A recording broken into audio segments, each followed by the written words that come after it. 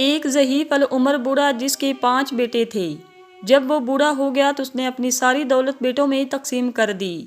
اس نے سوچا کہ اب مجھے روپے پیسے کی کیا ضرورت ہے، بقیہ کے دن اپنے بیٹوں کے ہاں گزار لوں گا۔ پہلے وہ اپنے بڑے بیٹے کے گھر گیا اور اس کے پاس رہنے لگا۔ ابتدائی ایام میں تو بڑے بیٹے نے اس کی بہت خدمت کی اور آؤ بھگت بھی کی اور کہا کہ آپ کا خیال رکھنا تو میرا فرض ہے، مگر تھوڑے دنوں کے بعد وہ اپنے باپ سے بیزار ہو گیا۔ اب وہ اس کا ادب بھی نہ کرتا تھا، بلکہ کبھی کبھی اپنے والد کو ڈانٹ بھی لیتا تھا۔ بوڑھے کو نہ وقت پر کھانا ملتا اور نہ کپڑا۔ آخر بوڑھا بھی اپنے بڑے بیٹے کے سلوک سے تنگ آ گیا اور دوسرے بیٹے کے پاس چلا گیا۔ وہاں بھی ابتدائی ایام اچھے گزرے، پھر منجلا بیٹا بھی بڑے کی طرح بیزار ہو گیا۔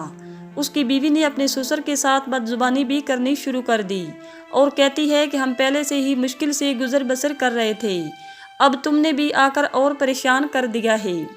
بیچارہ بوڑھا وہاں سے بھی اکتا گیا، پھر منجلے بیٹے کے پاس گیا، مگر اس کے سلوک سے بھی پریشان ہو کر سب سے چھوٹے اور لاڈلے بیٹے کے پاس جا پہنچا اور وہاں سے بھی تنگ ہو کر نکلا۔ بیچارے کو کہیں بھی چین نہ ملا۔ سارے بیٹے اپنے والد کو ساتھ رکھنے سے بچنا چاہتے تھے۔ کوئی کہتا کہ میرے اتنے بچے ہیں، تم کو کیسے رکھ سکتا ہوں؟ کوئی کہتا میرا گھر چھوٹا ہے، تو کوئی کہتا میں خود بہت غریب ہوں۔ والد 5 بیٹوں کی خوشامد کرتا، اس نے رو رو کر کہا کہ میں تمہارا باپ ہوں، میرے بڑھاپے اور کمزوری پر ترس کھاؤ، مگر کوئی پرواہ نہ کرتا۔ ایک مرتبہ 5 بیٹے اکٹھے ہوئے اور سب نے مل کر فیصلہ کر لیا کہ والد کو کسی اسکول بھیج دیتے ہیں، جائے وہ روزانہ صبح کو جائے اور شام کو آ جائے، تھوڑی روٹی سے دے دی جائے گی۔ والد نے سنا تو بڑی عاجزی کے ساتھ بیٹوں سے کہنے لگا کہ مجھے پڑھنا تو آتا نہیں، میں بوڑھا ہوں، میری آنکھیں کمزور ہو گئی ہیں، مجھے اچھی طرح سے دکھائی بھی نہیں دیتا، اب میں اسکول جا کر کیا کروں گا؟ مجھے کہیں رہنے کو تھوڑی سی جگہ اور روٹی کا چھوٹا سا ٹکڑا دے دیا کرو، میں پڑھا رہوں گا۔ مگر ظالم بیٹوں نے ایک نہ سنی اور گاؤں سے دور ایک اسکول میں زبردستی بھیج دیا۔ والد روتا ہوا چلا جا رہا تھا کہ رستے میں ایک ضعیف العمر مگر امیر آدمی کا گھوڑا وہاں سے گزرا، تو گھوڑے سے اتر کر پوچھا کہ کہاں جا رہے ہو؟ اسکول جا رہا ہوں، ضعیف العمر اور مظلوم والد نے جواب دیا۔ امیر آدمی نے حیرت سے کہا کہ بڑے میاں اس عمر میں اسکول جاؤ گے؟ یہ تو تمہارے گھر میں آرام سے بیٹھنے کے دن ہیں۔ مظلوم والد نے اپنی پوری کہانی سنائی تو امیر آدمی نے کہا کہ بڑے میاں اسکول جانے کا خیال تو بیکار ہے، مگر تم غم نہ کھاؤ، میں تمہاری مدد کروں گا۔ یہ کہہ کر اس نے اپنی جیب سے ایک تھیلی نکالی اور اس میں کوئی چیز بھر دی، پھر تھیلی کو ایک لکڑی کے صندوق میں رکھ کر صندوق کو اچھی طرح سے بند کر دیا۔ صندوق ضعیف العمر والد کو دیتے ہوئے اس کے کان میں کچھ کہا۔ ضعیف العمر والد صندوق کو لے کر خوشی خوشی گاؤں واپس پہنچا۔ بیٹوں نے جو دیکھا کہ والد ایک صندوق بغل میں دبائے چلا آ رہا ہے تو سمجھ گئے کہ اس میں ضرور کچھ دولت ہے۔ انہوں نے اپنے والد سے یہ نہ پوچھا کہ تم اسکول کیوں نہیں گئے، بلکہ سب خاطر تواضع میں لگ گئے، ہر ایک اسے اپنے گھر چلنے کو کہتا۔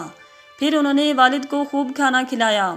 کھانا پینے کے بعد بوڑھے نے کہا کہ میرے بچوں، اپنی جوانی میں نے کچھ دولت جمع کر کے جنگل میں دفن کر دی تھی، مجھے اس کا خیال بھی نہیں رہا تھا، آج ادھر سے گزرا تو یاد آیا کہ زمین کھودی تو صندوق یوں کا توں تھا، اب یہ میری زندگی تک یوں ہی بند رہے گا اور میرے مرنے کے بعد اسے کھولنا، اور تم میں سے جو زیادہ میری خدمت کرے گا اور بڑھاپے میں آرام دے گا اس کو دولت کا زیادہ حصہ ملے گا۔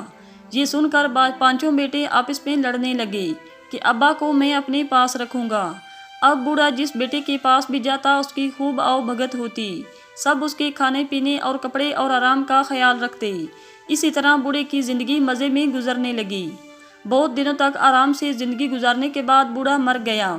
5 بیٹوں نے مل کر بڑے شان سے اس کو دفن کیا، شاندار فاتحہ کرائی، غریبوں کو خیرات دی، پھر سارے کاموں سے فارغ ہونے کے بعد صندوق کھولنے لگے، مگر صندوق کھولنے سے پہلے ہی 5 بھائیوں میں بحث و مباحثہ شروع ہونے لگا۔ ہر ایک کہتا تھا کہ میں نے ابا کی زیادہ خدمت کی ہے، اس لیے بڑا حصہ مجھے ملنا چاہیے۔ آخر میں یہ طے پایا کہ چاروں میں برابر تقسیم کر لیں گے۔ صندوق کھولا گیا تو اس سے بڑی خوبصورت ریشمی تھیلی نکلی جس کا منہ بند تھا، اس میں چھن چھن کی آواز آ رہی تھی۔